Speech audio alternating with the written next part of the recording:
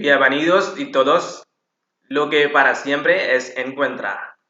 Welcome back everyone. तो ये जो वीडियो है ये एक्चुअली पार्ट होने वाला था हमारे एडवांस लेक्चर के अंदर, लेकिन स्टिल ये आपके लिए इम्पोर्टेंट है और काम करेगा आपके लिए इम्पोर्टेंट PYQs ऑफ 2017 से लेके 21 तक लगभग आपके यूनिट नंबर 5 से यूनिट 5 से जो भी सवालात आए हैं उनको हम देखने वाले हैं। एंड जो एडवांस बैच के जो बच्चे हिस्सा हैं ये आपके लगभग 10 सवाल हैं। तो इन 10 सवाल को आपको क्या करना है, आपको इसके आंसर्स सबमिट करना है व्हाट्सएप के ऊपर। ओके, अपने आंसर्स आपको सबमिट करना है व्हाट्सएप के ऊपर, इसका आप ध्यान रखें। ऑलराइट, ओके, चलिए वीडियो को आगे बढ़ाते हैं और ध्यान दीजिएगा ये आपके 2019, 2017, 2018, 2020, 2021 और 2022 इन सवालों में, मतलब इन सालों में जो सवाल आपके आए हैं कौन से टॉपिक से, खासकर आपके यूनिट 5 से, है ना, उसको हम डिस्कस करेंगे। साथ ही बीच में एक एक्स्ट्रा क्वेश्चंस आपके बायोसाइकोलॉजी से, क्योंकि ये एक फेवरेट विषय है साइको प्रोफेसर का। ठीक है, ओके, तो हम स्टार्ट करते हैं वीडियो को। चलिए और समझते हैं क्या क्या सवाल हमको पूछे गए थे। ओके, तो शुरू से शुरुआत करते हैं, अपनी पार्टी की बात करते हैं। और हमारी पार्टी कौन सी है? हमारी पार्टी है व्यवहारवाद। व्यवहारवाद, इसके जनक कौन थे नीचे आप कमेंट कर देंगे। और हाँ, एक बात और, जो लोग एडवांस बैच का हिस्सा नहीं है वो अपने आंसर्स यहाँ पे नीचे सबमिट कर सकते हैं कमेंट बॉक्स में। ठीक है, तो कमेंट आप सभी का वेलकम है। सही गलत आपको कमेंट बॉक्स में ही मालूम पड़ जाएगा, आपके आंसर सही है या गलत है। ऑलराइट, ओके, चलिए स्टार्ट करते हैं। सबसे पहले आपसे पूछ रहा है निम्नलिखित में से कौन व्यवहारवाद के प्रभावों की सही रूप से व्याख्या करता है। ठीक है, देखते हैं। पहला क्या बोल रहा है, वॉटसन के वैज्ञानिक मनोविज्ञान की संरचना मानवीय व्यवहार का अनुमान लगाने एवं नियंत्रण किए जाने के लिए की गई। मैरी कवर जोन्स ने प्रति अनुकूलन की प्रभावकारिता का अध्ययन किया। स्किनर ने व्यवहार चिकित्सा शब्द को प्रतिपादित किया और उन्हें इसका श्रेय भी दिया जाता है। लजारस ने थॉर्नडाइक के प्रभाव सिद्धांत के विस्तार पर बल दिया। ओके, तो ये चार ऑप्शन है आपके पास। क्या क्या दिए हैं आपको, कूट संकेत देखते हैं यहाँ पे। केवल ए और डी, केवल बी और सी, केवल ए और बी और केवल सी और डी।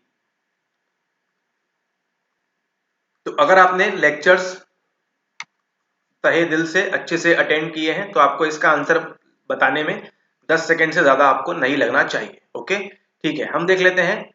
वॉटसन के मनोवैज्ञानिक मनोविज्ञान की संरचना मानवीय व्यवहार का अनुमान लगाने एवं नियंत्रण किए जाने के लिए की गई। वॉटसन से हमको क्या याद आता है? हमको याद आता है लिटिल एल्बर्ट, है ना। एल्बर्ट से आप आगे बंडूरा मत कर लीजिएगा, ठीक है, वो अलग चीज है। ठीक है, लिटिल एल्बर्ट, इसका आप ध्यान रखें। और उसी बात से बंडूरा जी को गुस्सा आ गई कि आपने इसका नाम एल्बर्ट क्यों रख लिया, और उन्होंने फिर इनको ही धर दिया। ठीक है, ओके, फिर हम बात करेंगे अगली, मेरी कवर जोन्स, ठीक है, ने प्रति अनुकूलन की प्रभावकारिता का अध्ययन किया। ओके, फिर ये आपको बोल रहा है स्किनर ने व्यवहार चिकित्सा। ओके, तो प्रश्न बोल रहा है स्किनर ने, जो किस पे फोकस कर रहे थे, ऑपरेंट कंडीशनिंग के ऊपर, ने व्यवहार चिकित्सा शब्द को प्रतिपादित किया। अच्छा, बहुत बढ़िया, और उन्हें इसका श्रेय भी दिया जाता है, बिल्कुल सही बात है। फिर डी में लजारस ने थॉर्नडाइक के प्रभाव सिद्धांत के विस्तार पर बल दिया। ओके, तो हमने लेक्चर के अंदर कवर किया था, 3 हमको नियम दिए थे। ठीक है, law of R, law of E और लॉ ऑफ ई। ठीक है, इन तरह के री के नाम से इन्होंने सिद्धांत दिए थे, और ये कह रहे हैं लजारस ने थॉर्नडाइक के प्रभाव सिद्धांत के विस्तार पर बल दिया। ओके, ठीक है, तो आप सभी जो है इसका करेक्ट आंसर जो है इसको नीचे आप कमेंट कर दीजिए। ठीक है, आपको समझा भी दिया है, और इंग्लिश मीडियम वाले जो है देख रहे हैं उनको भी समझ में आ गया होगा कि क्या टर्मिनोलॉजी यहाँ पे इस्तेमाल की गई है। ठीक है, ओके, तो करेक्ट आंसर आप 1 2 3 4 में से जो भी है आप इसको मार्क कर सकते हैं। तो ये था आपका सवाल। PYQ कर रहे हैं हम कौन से टॉपिक का? लर्निंग का। इसी तरह के और वीडियोस उपलब्ध है हमारे चैनल के ऊपर, तो उनको भी अगर अभी तक आपने नहीं देखा है तो जाके देखिए। आप कोर्स वोर्स तो बाद में ज्वाइन करिएगा, करिए नहीं करिए आपकी मर्जी है, लेकिन खाली अगर आप ऑल वीडियोस भी अगर देख लेते हैं चैनल के ऊपर तो आपका संज्ञान जो है, आपका कॉग्निशन साइकोलॉजी को लेके वो थोड़ा सा ज्यादा तो नहीं लेकिन 0.1% भी अगर इंक्रीज करने में सक्षम रहे तो उसे हम अपनी सफलता मान सकते हैं। ठीक है, चलिए अब चलते हैं अगले सवाल के ऊपर। तो ये रहा आपका प्रश्न नंबर 1। ओके, अब देखते हैं हम अगला सवाल। अगला सवाल क्या बोल रहा है, नीचे 2 कथन दिए गए हैं, एक अभिकथन ए के रूप में लिखिते हैं। लिखिते के हैं, क्या होता है? लिखिते हैं जी। ओके, तो हम भी यहाँ पे लिखिते हैं, ठीक है। तो हिंदी माध्यम वाले तैयार रहे स्पेलिंग मिस्टेक्स के लिए, ठीक है। यहाँ पे लिखिते हैं, ओके। तो दूसरा है उसके कारण आर के रूप में, हमारे काम का वो नहीं है, हमारे काम का ये है, इसका नॉलेज है हमको, तो यहाँ पे उन लोग कुछ भी बकवास करें उससे हमको कोई मतलब नहीं है। अभी कथन ए की बात करेंगे, पुनर्बलन, ओके, मिस्टर आर की निर्धारित अंतराल सूची, ओके, ये क्या होता है ये आप सभी जानते हैं, में व्यवहार पर निर्धारित समयावधि में पुनर्बलन किया जाता है। बात हो रही है यहाँ पे रीइंफोर्समेंट की। कॉन्सेप्ट कहाँ से उठता है ये उठता है 1886 में, जब 1887 में जब उनका जन्म हुआ था। एंड यहाँ पे नहीं, 1887 नहीं, कुछ दूसरा ईयर था, ओके, ऑलराइट, इसको छोड़ दीजिए। हाँ, रीइंफोर्समेंट का कॉन्सेप्ट उठता है कहाँ से, आपके ऑपरेंट कंडीशनिंग से, ठीक है। तो यहाँ कह रहे हैं निर्धारित अंतराल सूची, ठीक है ना, निर्धारित अंतराल सूची में व्यवहार पर निर्धारित समयावधि में पुनर्बलन किया जाता है, ये कह रहा है ए। आर क्या कह रहा है, जब छात्रों को समय समय पर जानकारी फीडबैक प्राप्त होती है तो उनके कार्य निष्पादन का स्तर बढ़ जाता है, ओके। तो यहाँ पे तो दोनों गलत लग रहा है, क्या लग रहा है या दोनों सही लग रहा है, जो भी लग रहा है आपको नीचे आप प्लीज इसको कमेंट कर दीजिए। ये जो कर रहे हैं आपका PYQ यूनिट 5 टॉपिक चल रहा है आपका लर्निंग, ओके। एंड जो बैच वाले हैं वो व्हाट्सएप पे अपने आंसर 1 2 3 4 5 ऐसे करके उसको मैसेज कर देंगे, राइट, ओके। अब चलते हैं अगले सवाल के ऊपर। एक बात और नोट करने वाली, यहाँ पे आपको इस टॉपिक से लर्निंग से इस तरह के सवाल देखने मिलेंगे, तो इसकी आदत आप डाल लें, ओके। ये रहा आपका अगला सवाल, सवाल नंबर 3। क्लासिकी अनुबंधन में अनुबंधित उद्दीपक के संबंध में निरअनुबंधित उद्दीपक की शुरुआत के रूप में निरनुबंधित उद्दीपक और अनुबंधित उद्दीपक के युग्मों को प्रारंभ के क्रम में व्यवस्थित कीजिए।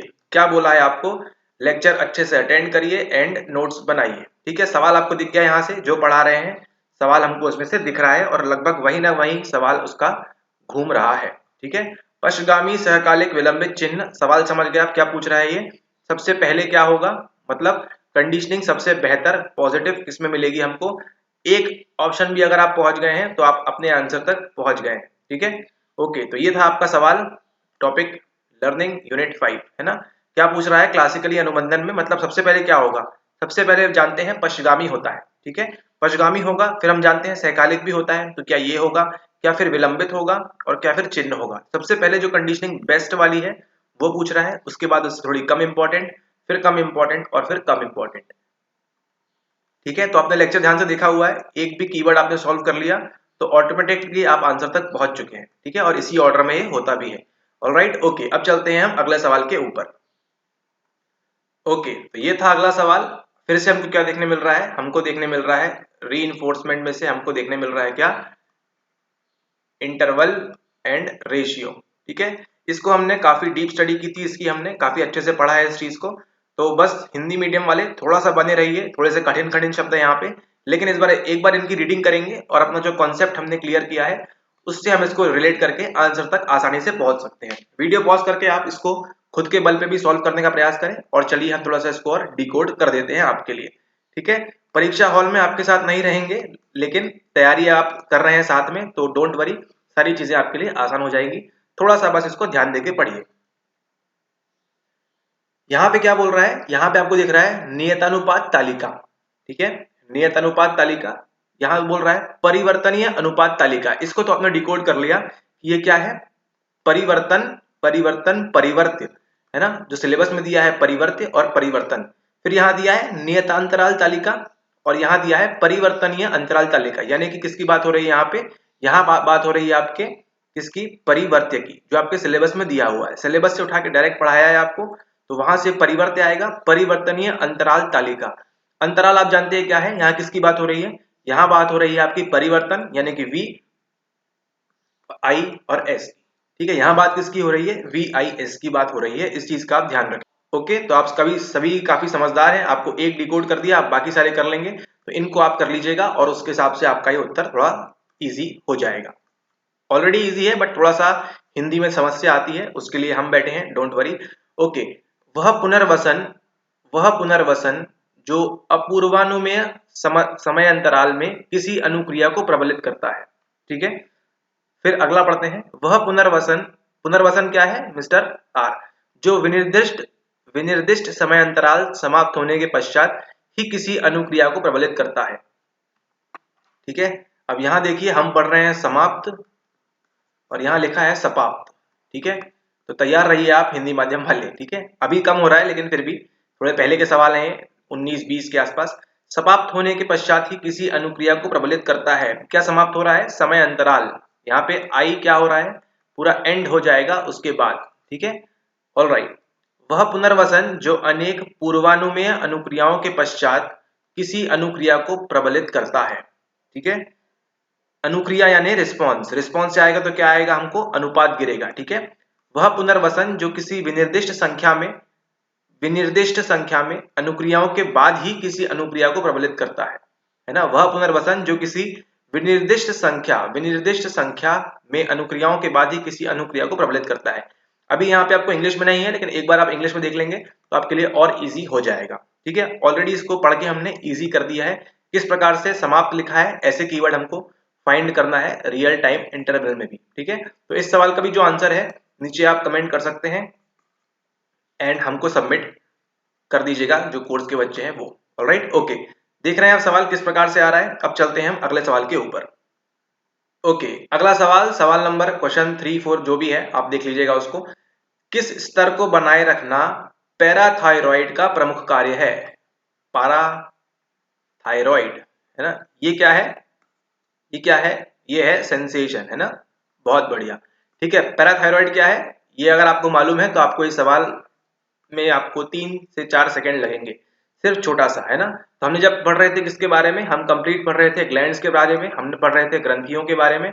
तो ग्रंथियों के बारे में पढ़ने के दौरान हमने कई सारी ग्रंथियां पढ़ी, कुछ एडिशनल ग्रंथियां भी पढ़ी, है ना।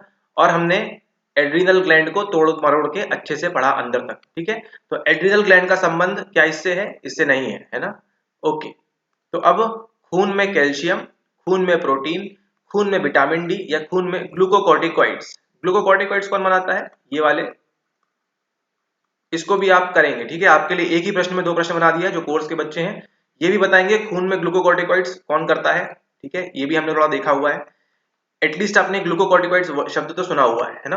ओके, तो इसका आंसर बताइए 1 2 3 4 जो भी करेक्ट होगा इसको आप सबमिट कर देंगे एंड नीचे आप इसको कमेंट कर दीजिए। ठीक है, पैराथायरॉइड का प्रमुख कार्य है, मेन फंक्शन क्या है, मेन फंक्शन पैराथायरॉइड का क्या है उसको आप नीचे कमेंट कर देंगे। ऑलराइट, ओके, हम कर रहे हैं पीवाईक्यूज टॉपिक यूनिट नंबर 5 आपके साइकोलॉजी का। ऑलराइट, अब चलते हैं अगले सवाल के ऊपर। अरे सर बहुत डर लग रहा है, बड़े बड़े सवाल। ओके, अभी कथन दिया हुआ है यहाँ पे, यदि बच्चे हिंसक और आक्रामक विषय वस्तु के कार्यक्रम देखते हैं तो स्वयं उनमें हिंसक और आक्रामक व्यवहार की प्रवृत्ति का निर्माण होगा। ओके, बच्चे अवलोकनात्मक अधिगम के माध्यम से मीडिया से आक्रामक व्यवहार सीखते हैं, जहां अवलोकनात्मक व्यवहार का सकारात्मक प्रबलन आवश्यक नहीं होता है। यहाँ किसकी बात हो रही है? यहाँ उसी व्यक्ति की बात हो रही है जिससे नाराज हो गए थे, कौन? इस एक्सपेरिमेंट के बाद, है ना। यहाँ बात हो रही है अवलोकन की। अवलोकन क्या होता है? जैसे आप इस वीडियो का क्या कर रहे हैं, अवलोकन कर रहे हैं, उसी प्रकार से। ठीक है, तो ये भी सवाल आपके लिए अब क्या हो गया है, इजी हो गया है। पहले देखने में टफ लगता है लेकिन अब ये इजी बन चुका है। ठीक है, करेक्ट आंसर तक आप पहुंच जाएंगे एंड उसको आप बता सकते हैं। यहाँ किसकी बात हो रही है? यहाँ बात हो रही है पॉजिटिव रीइंफोर्समेंट की, सकारात्मक प्रबलन की बात हो रही है यहाँ पे। ओके, ये तो आप जानते हैं क्या होता है, इसको थोड़ा सा स्टडी करिए अच्छे से एंड देन आंसर आप सबमिट करिए। ऑलराइट, ओके, आगे के वीडियोस आपको पोस्ट सबमिशन मिलेंगे, आपने आंसर सबमिट करते रहिए, आगे के वीडियोस आपको मिलते जाएंगे। ओके, अब चलते हैं अगले सवाल के ऊपर। ओके, ये सवाल आप इमेजिन करिए कि आप सॉल्व कर रहे हैं, ठीक है, एग्जाम हॉल में। अभिकथन ए और दूसरा तर्क आर है। अभिकथन ए की बात कर रहे हैं, टॉलमैन के प्रयोजनात्मक व्यवहारवाद को मनोविज्ञान के क्षेत्र में एक मुख्य बढ़त या प्रगति माना जाता था। अच्छा, गुड। प्राक टॉलमैन व्यवहारवाद ने एसआर संबंधों पर अत्यधिक जोर दिया और संज्ञानात्मक प्रक्रियाओं की उपेक्षा की। अरे ठीक है, बात हो रही है यहाँ पे। ठीक है, ओके, क्विकली हम रिवाइज करेंगे। लेक्चर में क्या देखा था हमने? 1886 में जन्म होता है, ठीक है, और वो सारी चीजें हमने देखी। अब उस चीज को रिलेट करके, उस लेक्चर को रिलेट करके इस प्रश्न को सॉल्व करिए, आपको ये प्रश्न इजी हो जाएगा। एग्जाम हॉल में आप बिना लेक्चर के बैठेंगे तो ये आपको लगेगा टफ। ठीक है, मतलब टफ मतलब आप 50-50% पे आ सकते हैं कि ये होगा या ये होगा, लेकिन एक बार बस सॉल्व करके देखिए उसको लेक्चर से रिलेट करके, ये आपको काफी इजी लग जाएगा। यहाँ क्या बोल रहे हैं, टॉलमैन के प्रयोजनात्मक व्यवहारवाद की बात। ओके, तो इस सवाल को हम और डिटेल में करेंगे अपने लेक्चर के अंदर। Okay, so don't worry, try करिए, इसको बन जाएगा। वैसे तो आप में से 98% लोग सही कर लेंगे इसको, ठीक है। 2% देखते हैं, अगर कुछ नहीं बन रहा है तो उसको हम और डिटेल में एक बार कवर कर लेंगे। लेकिन ये this is a good question, है ना, अच्छा सवाल है ये। ऑप्शन की जरूरत नहीं है आपको, लेक्चर कवर किया है, उसको फॉलो करते हुए करेंगे तो ये आपको इजीली बन जाएगा, ठीक है। ऑलराइट, अब चलते हैं हम अगले पीवाईक्यू के ऊपर। अगला सवाल देखते हैं हम, मिस्टर बांडुरा के प्रेक्षण परक अधिगम का निम्नलिखित में से कौन सा अनुक्रम सही है। वहां हमने 4 की बात की थी, है ना। ओके, अवधान प्रक्रिया पहले होगी, फिर प्रतिधारण होगा, फिर उत्पादन होगा और फिर अभिप्रेरण होगा। प्रतिधारण होगा, अवधान प्रक्रिया, फिर उत्पादन और फिर अभिप्रेरण। अवधान प्रक्रिया, अभिप्रेरण, प्रतिधारण और उत्पादन। अवधान प्रक्रिया, प्रतिधारण, अभिप्रेरण, उत्पादन। ये सब क्या है, ये सब तब बनेगा जब आपको चारों कॉन्सेप्ट क्लियर है, ठीक है। जब आपने क्या किया होगा, आपने डोसा खाया होगा कहाँ पे, इंडियन कॉफी हाउस में, तो आपको ये उत्तर बड़ा ही आसान लगेगा, ठीक है। कॉफी हाउस में बैठने के बाद आप क्या करते हैं, स्टार्टिंग कैसे करते हैं, 1 पे जाइए, देन 2 पे जाइए, 3 पे जाइए, 4 पे जाइए और 10 से 15 सेकंड के अंदर इस सवाल को 100% एक्यूरेसी के साथ इसको सॉल्व कर लीजिए। ऑलराइट, ओके, अब चलते हैं हम अगले सवाल के ऊपर। हम देख रहे हैं सारे सवाल जो हमको गिरे हैं कहाँ से, लर्निंग टॉपिक से, और उसको हम सॉल्व करेंगे 100% एक्यूरेसी के साथ। ओके, क्योंकि हमने कवर किए हैं सारे ही लेक्चर्स और उन्हीं से संबंधित हम सवाल देख रहे हैं। ऐसा कोई भी सवाल अभी तक नहीं दिखा है जो हमने किया है लर्निंग से और उसमें से कुछ विभिन्न प्रकार की चीज पूछ ली गई है। ऑलराइट, ओके, अब चलते हैं अगले सवाल के ऊपर। ऑलराइट, तो ये रहा आपका सवाल। निम्नलिखित दो कथनों अभिकथन ए और तर्क आर को पढ़िए और नीचे दिए गए कूट का उपयोग करते हुए अपना उत्तर दीजिए। अभिकथन ए और तर्क आर, आंशिक प्रबलन अनुसूची का प्रयोग करते हुए, आंशिक प्रबलन अनुसूची, शेड्यूल्स की बात हो रही है यहाँ पे, किए गए अनुबंधन से बदलाव प्रतिरोध में कमी आती है। अच्छा भैया, आंशिक प्रबलन अनुसूची प्रत्युत्तर दर को प्रभावित करती है। ओके, ठीक है, ए और आर दोनों सही है और आर ए की सही व्याख्या है। ए और आर दोनों सही है परंतु आर ए की सही व्याख्या नहीं है। इस सवाल को 2 मिनट दीजिए, समय दीजिए, इसको आराम से पढ़िए और जो लेक्चर में बताया था उससे इस सवाल को डिकोड करिए और आंसर आपको मिल जाएगा इजीली, ठीक है। इजीली आप आंसर तक पहुंच सकते हैं। ऑलराइट, ओके, टफ सवाल नहीं है, ये इजी सवाल है। प्रथम दृष्टया थोड़ा सा शब्द देख के हम घबरा जाते हैं, बट इसको आराम से पढ़िए। सिर्फ 2 लाइनें हैं मामूली और इसको हमने कवर किया है ऑलरेडी आपके लेक्चर के अंदर। वहीं से आया है सवाल, ये वहीं से उठाए सवाल, तो आपको ये इजीली बन जाएगा। ओके, तो ये थे आपके 9 सवाल जिसका आप आंसर सबमिट करेंगे हमको, ठीक है। आंसर का सवाल सबमिट करिए, सॉरी सवाल के आंसर सबमिट करिए एंड जो यूट्यूब पे देख रहे हैं वो नीचे कमेंट करिए, ठीक है, कि आपके क्या क्या आंसर आपको लगते हैं। 1 का ए, फिर सेकेंड का, जो भी आपको आंसर्स लग रहे हैं उनको नीचे आप कमेंट कर सकते हैं, ठीक है। तो ये सभी हैं आपके पीवाईक्यू 2017 से लेके 2022 तक के, ठीक है। एक और, ओके, सवाल नंबर 10 ये है कि आपकी कंडीशनिंग में, ठीक है, ये आपका सवाल है 2022 का। 2022 की जो वीडियो आएगी उसको देखने के लिए क्या करिए, चैनल को सब्सक्राइब कर लीजिए एंड नोटिफिकेशन बेल दबा लीजिए, ताकि जैसे ही 2022 की डिटेल्ड वीडियो आना स्टार्ट हो आंसर की के साथ तो आपको उसकी नोटिफिकेशन मिल जाए। सवाल ये था कि जो हमने पहले सवाल सॉल्व किया कि कंडीशनिंग के दौरान सबसे फास्ट लर्निंग किस में होगी, है ना, अधिगम सबसे तेज, क्वेश्चन नंबर 10 किस में होता है, ठीक है, आपका सहकालिक में, है ना, या फिर विलंबित में, चिन्ह में, या जो आपको ऑप्शन दिखाए थे,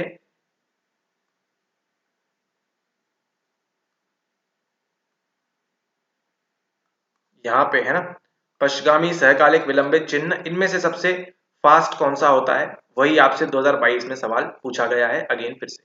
ऑलराइट, ओके,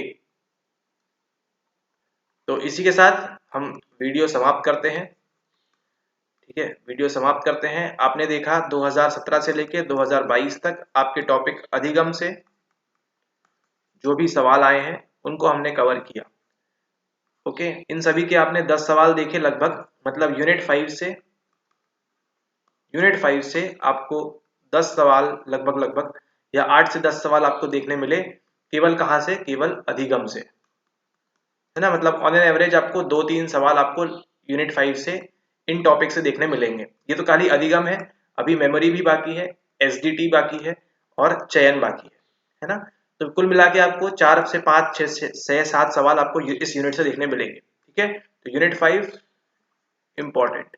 लग जाइए पढ़ाई में, जल्दी ही आपका एग्जाम होने जा रहा है। ठीक है, 2023 में आप प्रिपरेशन करते रहिए। अब 22 छोड़ दीजिए, आप प्रिपरेशन करिए अब कब की, जून 2023 की। ओके, और अच्छे से प्रिपरेशन करना चाहते हैं तो हमारे कोर्स वगैरह में ज्वाइन कर लीजिए, वो सब डिटेल्स आप बाद में भी देख सकते हैं। ऑलराइट, मेन बात यह है कि आप पढ़ाई करते रहें और सही पढ़ाई करें। ये नहीं कि अब साइकोलॉजी की लोग तो डेफिनेशन पढ़ा रहे हैं, तो साइकोलॉजी की अलग अलग किसने क्या डेफिनेशन बोली है उस सब को छोड़िए और मेन कॉन्सेप्ट फॉर्मेशन उस सब में आगे जाइए। All right, okay, thank you, bye.